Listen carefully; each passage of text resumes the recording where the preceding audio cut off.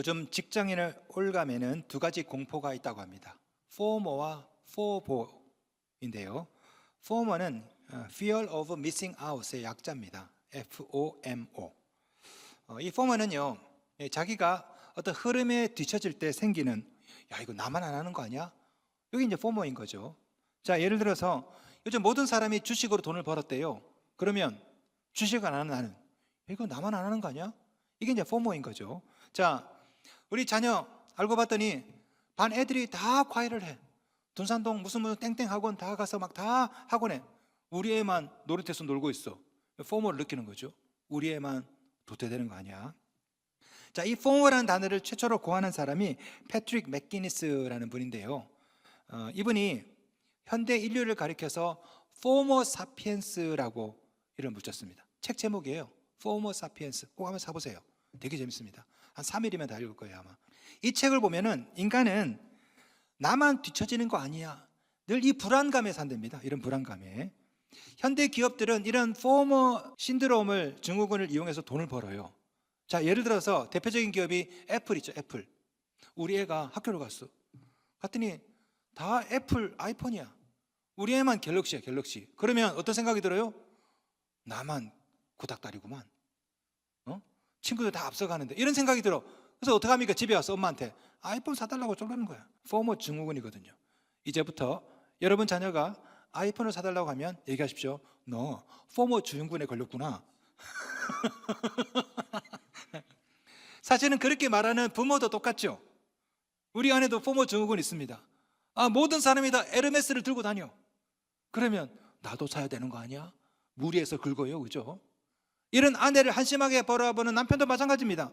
모든 사람이 주식을 해서 돈을 벌었어. 이거 나만 안 하는 거 아니야? 얼마 전에 어떤 공무원이 삼성전자 SK하이닉스에 몰빵을 해가지고 돈 빌려서 수십억을 빌려가지고 68억을 벌은 거 인증사진 나왔죠. 공무원이 68억을 벌어서 주식으로. 야, 직장에 가면요, 여기저기서 난리도 아닙니다. 요즘 막 5억을 벌었네, 6억을 벌었네. 이거 듣고 있다 보면 포모가 심하게 오죠. 야, 이거 나만 가난해지는 거 아니야? 그러다가 하필 지난주 금요일에 몰빵하죠. 이 문제는요, 이런 일을 몇 번 반복하다 보면 탈탈 털려. 탈탈. 계좌가 막 녹아나고요. 내가 못하는 건 참을 수가 있어. 남이 잘하는 거 이거 못 참아. 이 상대적인 박탈감이 엄청나거든요. 우울하고 의욕도 사라지고. 이 문제는 이런 상실감이 극도로 심해질 때가 악인들이 잘 될 때예요. 악인들이. 저렇게 나쁜 짓 하는 놈들이 주식으로 막 10억을 벌었어, 20억을 벌었어. 나는 열심히 하잖아. 나는 열심히. 내가 어디 요령을 피워? 열심히 하는데 왜 나는 돈을 못 벌어? 저 사람들은. 그래서 에라 모르겠다, 뒤늦게 삼성전자 SK하이닉스 2배 레버리지에 돈 왕창 넣었다가 계좌 마이너스 50%.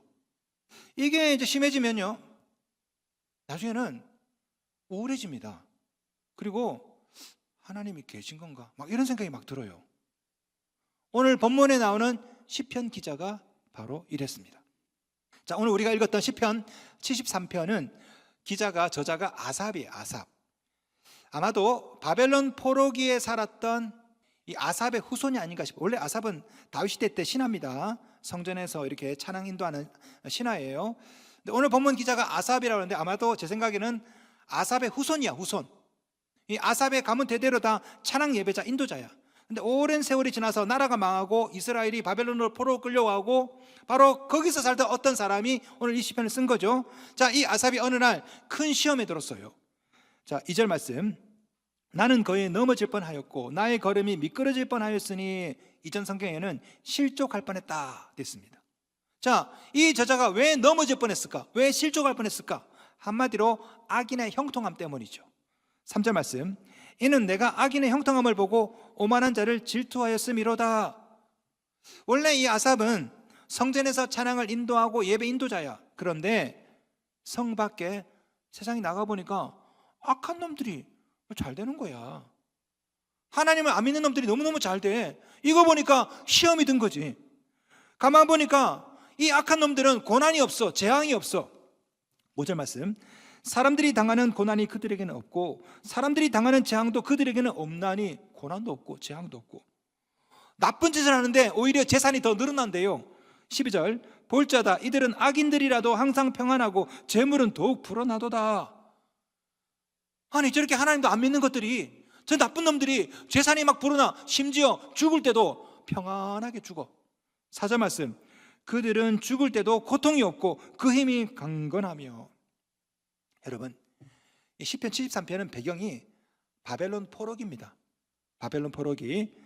자, 하나님을 믿은 이스라엘은 망했어. 근데 하나님을 안 믿는 바벨론은 떵떵거리며 잘 살아. 세계 최강이야. 야, 이걸 보면서 시편 기자는 이해가 안 되는 겁니다. 아니 하나님을 믿는 우리나라는 왜 망하고 하나님을 안 믿는 저 나라는 저렇게 잘 되는가?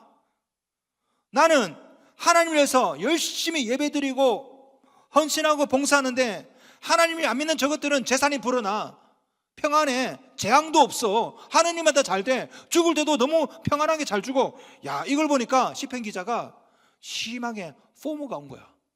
야, 이거 뭐지? 나중에 시편 기자는요, 신앙생활에 회의가 듭니다. 13절, 내가 내 마음을 깨끗하게 하며 내 손을 씻어 무죄하다 한 것이 실로 헛되도다. 여러분, 이 시편 기자 마음이 이해되십니까? 헛살았다, 이거 헛살았다. 내가 11조 10계명 다 지키고 열심히 예배 참석, 이게 헛되도다, 헛되도다. 여러분, 혹시 여러분 중에 이 시편 기자처럼 이런 자괴감을 갖고 있는 분이 혹시 계십니까? 요즘 우리 한국이 너무너무 잘 나갑니다. 그거 아십니까? 코스피 사상 최고를 지금 경신을 하고 뭐 좀 떨어지고 했지만 제 생각에는 연말까지 만원 가지 않을까, 저는 그 생각합니다. 예? 무역수지 흑자가요 상반기에 1,000억 달러를 돌파했습니다. 1,000억 달러. 여러분, 이게요 우리나라 역사에 이런 일이 있습니까? 국내 총생산 GDP가요 전반기에 이미 1.7% 넘었습니다. IMF는 전망을 할 때 아마 연말까지 2% 이상은 될 거다. 지금 선진국 중에 우리나라 1위입니다. 아십니까? 반도체 잘 나가죠. 조선, 배터리, 바이오, 방산, 모든 게 대박이야. 모든 게 대박. 어떻게 나라가 이렇게 잘 될 수가 있죠? 예? 우리나라 기업들이 하도 돈을 잘 버니까 연말까지 초과 세수, 다시 말하면 이렇게 돈을 살포하고도 초과로 걷어들이는 세수가 70조 원을 넘을 거래요. 너무너무 잘 나가. 삼성 이번에 성과급이 6억, 8억 되죠. 다른 기업도 막 마찬가지입니다. 너무너무 잘 나가. 여러분은? 여러분 어떻습니까? 여러분은 돈 잘 버십니까? 물론 뭐 여러분 중에도 아이고 목사님 저도 돈 좀 벌었어요 이번에. 예. 있겠죠. 그런데 모든 사람이 다가 아니야. 어떤 사람은 이렇게 모든 사람이 다 잘 나가는데 상대적으로 안 되는 분들이 있죠. 제가 교인들 상담하다 보니까 어떤 분이 그런 얘기를 하시더라고요. 목사님 IMF 때보다 힘들어요. 제가 그 말 듣고 집에 와서 가만히 생각했습니다. IMF 때보다 힘들어. 왜 그럴까? 여러분, IMF 때는요 다 못 살았어요. 너도 놀고 나도 놀고 다 놀았다고.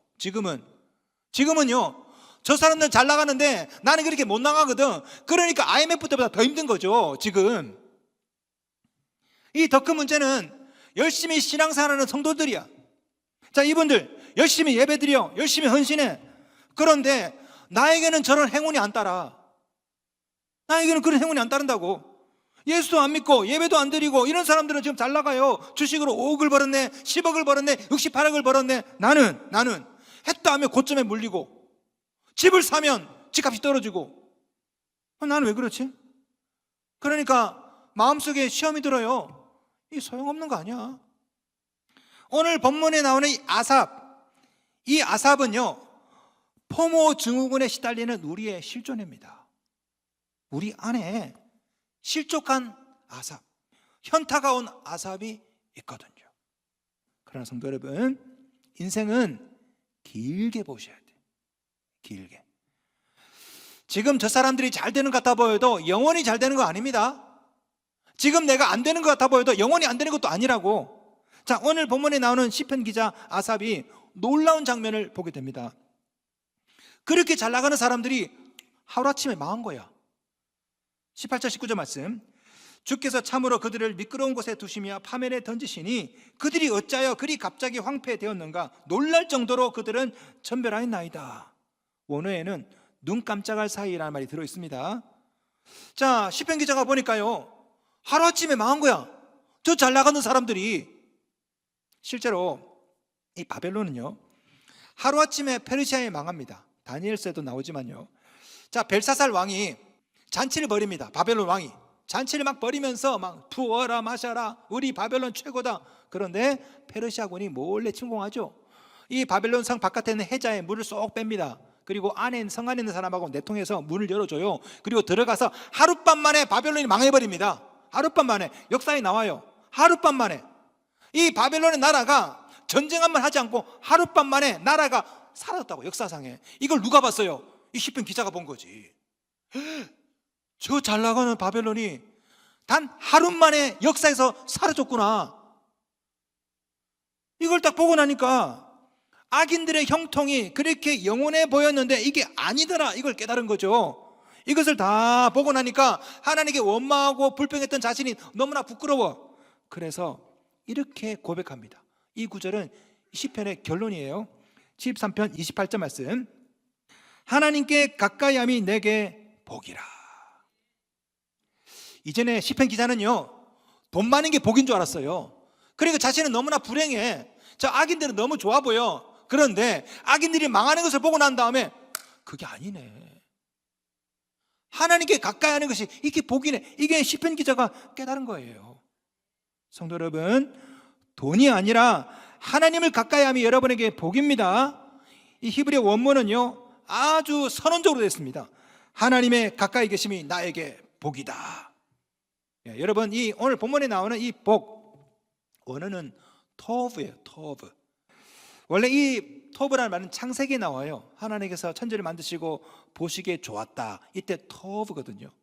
근데 이 토브라는 말은 좋다라고 번역도 하고요, 복이라고 번역도 하는데, 이 단어는 원래 관계적인 용어야. 관계적인 용어. 다시 말하면 아기가 엄마 품 안에 있는 것 얼마나 좋습니까? 그 상태. 이게 토브라고. 이 온천하 만물이 하나님의 품 안에 있는 것, 이게 보시기에 좋은 것, 토브, 이게 복이라고요. 이게 바로 성경이 말하는 진짜 복이죠. 여러분, 성경에 보면요, 복이라는 단어가 두 개가 나와요. 두 개가. 우리 히브리어 구약 성경 보시면, 하나는 바라크고요, 하나는 아슈레입니다. 바라크. 이 바라크는 우리가 생각하는 그런 복입니다. 뭐 물질의 복, 건강의 복, 형통의 복. 여러분 혹시 오바마 대통령 아시죠? 오바마 대통령이 바락 오바마죠? 바락. 저는 바락 오바마 보면 바지락 오바하지 마, 뭐 자꾸 생각나더라고. 바지락이 아니에요, 바락이에요, 바락. 근데 이 바락이 원래 바라크에서 나왔어요. 바라크. 이 바라크가 뭐라고요? 이게 복이라고, 복. 근데 성경에는요, 복을 뜻하는 또 다른 단어가 나옵니다. 이게 뭐냐? 아슈레예요, 아슈레. 이 아슈레는 바락과 조금 달라. 바락은 소유의 개념이야. 돈을 가지면 행복하고 차를 사면 행복하고. 아슈레는 그게 아니에요. 아슈레는 관계적인 복이에요. 관계적인 복. 원래 이 아슈레는 똑바로 걸어가다, 이 뜻이에요. 아슈레. 이 단어가 시편 1편에 나옵니다. 1편 1절 2절. 복 있는 사람은 오직 여호와의 율법을 즐거워하여 그의 율법을 주야로 묵상하는도다. 여기서 복, 이게 아슈레야. 그러니까 성경이 말하는 진짜 복은 바라크보다 아슈레입니다. 하나님과 함께 똑바로 걸어가는 상태, 이게 복 있는 사람이야. 이게 관계적인 거죠. 자, 오늘 시편 기자가 깨달은 복이 바로 이 아슈레 복이에요. 내가 살아보니 하나님께 가까이 함이 결국 내게 복이더라. 여러분 가만히 생각해 보세요. 여러분이 언제 행복을 느낍니까? 소유가 아니야. 관계라고, 관계. 자, 예를 들어서 우리가 아무리 가난해도요, 가족이 서로 화목해. 그러면 행복해요. 그죠? 근데 아무리 돈이 많아도 가족 간의 관계가 불편해. 그럼 불행하다고. 제가 교인들을 상담합니다. 상담할 때, 목사님 돈이 없어요, 집안에 쌀이 떨어졌어요, 이것 때문에 상담한 적이 한 번도 없어요. 다 뭡니까? 다 관계예요. 부부 사이에 문제가 있고, 부모 자녀 사이에 문제가 있고, 교인 사이에 문제가 있고. 여러분, 우리가 왜 불행합니까? 관계 때문에 불행한 거예요. 행복은, 복은 소유가 아닙니다. 관계에서 오는 거예요. 저는 미국 영국에서 유학할 때 참 힘들었어요. 돈이 없어가지고.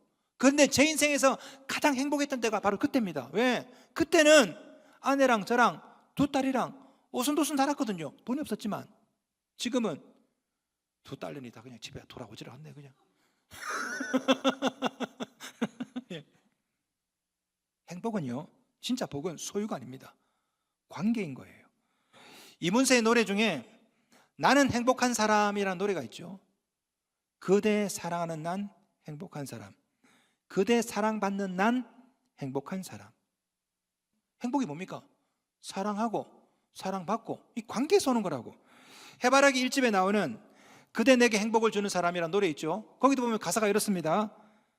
이리저리 둘러봐도 제일 좋은 건 그대와 함께 있는 것. 그대 내게 행복을 주는 사람, 내가 가는 길이 험하고 멀지라도 그대 내게 행복을 주는 사람. 여러분, 가수들도 알아요. 진짜 행복은 소유가 아니라 관계에서 온다는 거. 그렇다면 최고의 행복은 무엇일까요? 하나님과의 관계에서 오는 거죠. 자, 보세요. 사람과의 관계에서 오는 행복은 아무리 좋아도 조건적이고 일시적입니다. 자, 예를 들어서 아내랑 내가 너무너무 사랑해, 행복해. 집에 가면 아내가 기다려 있고 남편은 나를 사랑하고. 하지만 조건이 있죠. 네가 바람피지 않는 한. 아무리 사이 좋아도 알고 보니 이 사람에게 남자친구가 있네. 그럼 끝나는 거야. 그냥 끝나는 거야. 그렇잖아요. 자, 우리 아들, 어이구 우리 아들 너무, 아들도 효자야. 얼마나 나한테 잘하는지 행복해, 우리 아들 때문에. 하지만 언제 불행해집니까? 아들한테 여자친구가 생길 때. 그 아들이 장가 가면 이놈 자식 집에 오지를 않아. 엄마한테 전화하지도 않아. 뭐 너무 불행한 거야. 여러분, 사람과의 관계에서 행복이 와요. 하지만 조건적이야. 일시적이라고. 진정한 행복은요, 하나님과의 관계에서 옵니다. 왜? 하나님이 변하지 않으셔요. 절대 떠나지 않는다고.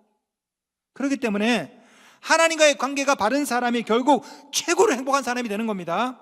시편 기자가 이걸 깨닫고 이걸 오해했던 거죠. 시편 기자는 처음에 행복은, 복은 소유에서 오는 줄 알았습니다. 소유에서. 나는 성전에서 열심히 봉사하는데 이렇게 가난하고 내일 아침에 쌀도 없는데, 아니 저것들은 말이야, 재산도 불어나, 너무나 현타가 오는 거야. 내가 헛살았구나. 그런데 뭘 깨닫습니까? 시편 기자가 악인들이 망하는 걸 보면서 진짜 복이 뭔지를 깨달은 거죠. 진짜 복은 하나님과의 관계에서 오는구나. 그래서 이렇게 결론 내린 겁니다. 28절, 하나님께 가까이함이 내게 복이라. 그렇다면 하나님을 가까이함이 왜 내게 복일까요? 몇 가지 살펴보겠습니다. 첫째, 주님께서 나를 붙잡아 주시기 때문에 그렇습니다. 23절, 내가 항상 주와 함께하니 주께서 내 오른손을 붙드셨나이다. 여러분, 돈이 아무리 많아도 여러분이 어려움에 빠지면 누가 붙들어 줍니까? 붙들어 주는 사람이 없어요. 그런데 우리 하나님은 내가 실패할 때도, 내가 아플 때도 우리를 붙들어 주세요. 이 붙들다, 히브리어 원어를 보시면요, 꽉 붙잡답니다. 내가 아니에요. 하나님이 붙잡아 준다고. 그래서 하나님께 가까이함이 복이라는 거죠. 둘째, 하나님이 내 앞길을 인도해 주시기 때문에 그렇습니다.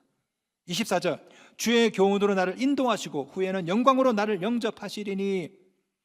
아무리 인공지능에게 물어봐도 우리가 어떻게 살아야 될지, 뭘 해야 될지 알려주지 않습니다. 그런데 하나님께 가까이 하면 하나님이 알려주셔. 이거 해라 저거 해라 깨닫게 주셔. 서로 위험에 빠지고 실패하더라도, 셋째, 하나님이 나의 반석이시요 분깃이 되어 주십니다. 26절, 내 육체와 마음은 쇠약하나 하나님은 내 마음의 반석이시요 영원한 분깃이시라. 하나님 우리의 반석이 되셔. 우리의 분깃이 되신다고. 이 분깃은 유산, 재산이라는 뜻입니다. 하나님이 나의 유산이고 나의 재산이셔요. 심지어 우리의 피난처가 되어 주십니다. 28절, 하나님께 가까이함이 내게 복이라. 내가 주 여호와를 나의 피난처로 삼아. 성도 여러분, 여러분이 하나님께 가까이하면 이런 복들이 보입니다. 하나님 우리를 강하게 붙들어 주시고, 하나님께서 우리의 앞길을 인도해 주시고, 실패해도 반석이 되시고 피난처가 되시고 우리의 분깃이 되어 주시고. 이 사실을 평소에는 못 깨닫습니다. 왜? 하나님 눈에 안 보이거든요. 아니, 하나님이 붙잡아 준다는데 이 보입니까? 안 보이지. 여러분, 이것을 언제 깨닫고 언제 보게 됩니까? 여러분이 교회에 나올 때, 여기 나와서 말씀을 들을 때 이걸 깨닫게 된다고, 보게 된다고요. 말씀을 듣다 보면, 이렇게 예배 드리다 보면 안 보이던 복이 보여요. 맞네, 하나님 나를 붙잡고 계셨네, 나를 인도하셨네. 오늘 본문에 나오는 시편 기자가 하나님께 가까이 함이 복이다, 이것을 언제 깨달았을까요? 성소에 갔을 때 깨달았어요. 17절 말씀, 하나님의 성소에 들어갈 때에야 그들의 종말을 내가 깨달았나이다. 이 시편 기자가 악한 원수들, 악인들 보면서 현타가 시게 왔어. 저것들은 재산도 불어나고 잘 되고 그냥 난 이게 뭐냐. 아마 시편 기자가 성전에 와가지고 기도했겠지. 하나님 이게 뭐예요 하다가 보인 거야. 보인 거라고. 뭐가? 이 악인들이 어떻게 되는지 보였고 내게 주어진 축복이 얼마나 대단한지 이걸 봤다고. 언제? 성소에서. 그래서 이렇게 말한 거예요. 하나님을 가까이 하는 것이 이게 복이구나. 여러분, 자동차 사이드 미러 보시면요, 거기에 글이 써 있습니다. 한번 집에 가서 한번 타서 한번 보세요. 사이드 미러 밑에 보시면 조그맣게 글이 있는데, 사물이 거울에 보이는 것보다 가까이 있음. 보신 적 있습니까? 그거 써 있어요. 하나님이 그러셔. 하나님이 생각보다 가까이 계셔요. 네? 이게 세상에서는 안 보입니다. 하나님 안 보이기 때문에. 하나님이 진짜 가까이 있다는 걸 언제 봅니까? 교회 와서 이 설교 들으면서 깨닫게 되거든요. 진짜네. 하나님 나를 붙잡고 계시네. 사람을 가까이 하면요, 포모가 심하게 와요. 사람을 가까이 하면 쟤는 저렇게 잘 되는데 나는 이렇게 왜 안 되지? 사람을 가까이 하면 할수록 열등감이 생기고 비교의식이 생기고 나는 너무나 불행해. 그런데 하나님을 가까이 하면 가까이 할수록 안 보이던 것들이 보여. 하나님 나를 붙잡고 계시네. 하나님 나의 피난처가 되시네. 나에게 어마어마한 유산이 있네. 이게 보인다고요. 27절 말씀, 무릇 주를 멀리하는 자는 망하리니 음녀같이 주를 떠난 자를 주께서 다 멸하셨나이다. 주를 멀리하는 자는 자꾸 자신이 불행해. 돈을 가까이 하고 사람을 가까이 하면 자꾸 포모가 와. 그래서 망한대요. 망한대. 이런 말이 있습니다. 작자 미상인데요, 천국으로 가는 길은 지옥 같고 지옥으로 가는 길은 천국 같다. 다시 한번, 천국으로 가는 길은 지옥 같고 지옥으로 가는 길은 천국 같다. 여러분, 하나님께 가까이 가는 것이 귀찮습니다. 솔직히. 그렇지 않습니까? 예수 믿고 교회 왔더니만 자꾸 주일만 오면 되는 줄 알았더니 수요일도 나오라고 그러고 금요일도 나오라고 그러고 새벽도 있다고 그러고 그냥 헌금도 하라고 그러고 봉사도 하라고 그러고. 제가 영국에서 유학할 때 예수를 안 믿는 철도청에서 근무하신 분인데 지금도 기억납니다. 그분이 와가지고 자꾸 목사들 앞에서 한국교회 욕을 하더라고. 목사들 싹군이고 먹사들이고 돈 문제 여자 문제 자꾸 얘기하는데 얼마나 듣기 싫은지 목사들이 박사 공부하다가 연구실에서 저 인간 좀 나갔으면 좋겠는데 자꾸 와서 참다 못해가지고 어느 목사님이 벌떡 일어나서 철도청에서 오신 그분한테 그 얘기하더라고요. 사장님, 나는 어떡하다 교회 와가지고 목사가 됐어. 당신은 아예 처음부터 교회 발 들이지 마. 교회 오잖아, 주일 오후 예배도 나와야 돼. 좀 이따 보면 수요 예배 나와야 된다고. 조금 교회 몇 번 나오잖아, 헌금하라고 그래, 봉사하라고 그래, 새벽기도 나오라고 그래. 아우 피곤해. 그러다 나처럼 목사 된다, 아예 교회 나오지 마. 이분이 화가 나가지고 목사가 그러면 안 되죠, 전도 해야지 했더니 아니야 교회 피곤해. 신앙생활 해보니까 너무 피곤해. 당신은 나오지 마. 나처럼 이렇게 살지 마. 이 사람이 화가 나가지고 나 갈 거예요 하더니 교회 나왔어요. 나중에 운영위원, 우리로 말하면 장로가 됐는데 사람이. 가만히 생각해보면 그 목사님 말씀이 일리가 없는 건 아니야. 좀 피곤해. 교회 나오면 주일 예배 나오고 밥 먹고 소그룹 하라고 그러고 오후 예배 나오고 수요일도 나오라고 그러고 새벽에 나오라고 그러고 큐티 하라고 그러고 제자 훈련하면 또 뭘 또 하고 뭘 하고. 천국으로 가는 길이 지옥 같다니까. 그런데 지옥으로 가는 길은 천국 같아. 봄 되면 벚꽃 구경 가고 여름 되면 캠핑 가고 얼마나 좋아. 아내 말고 여자친구 2명 3명 데리고 살면서 그냥 아내 모르게 안 들키면 되지 뭐. 그 사람 안 들키면 되잖아. 아내도 마찬가지야. 남편 모르게 이 사람 저 사람 만나고 얼마나 좋아. 양심에 꺼릴 길도 없어. 할렐루야. 할렐루야는 아니구나. 너무너무 좋아. 지옥으로 가는 길은 천국 같다니까. 성도 여러분, 천국으로 가는 길이 너무나 힘든 건 맞아요.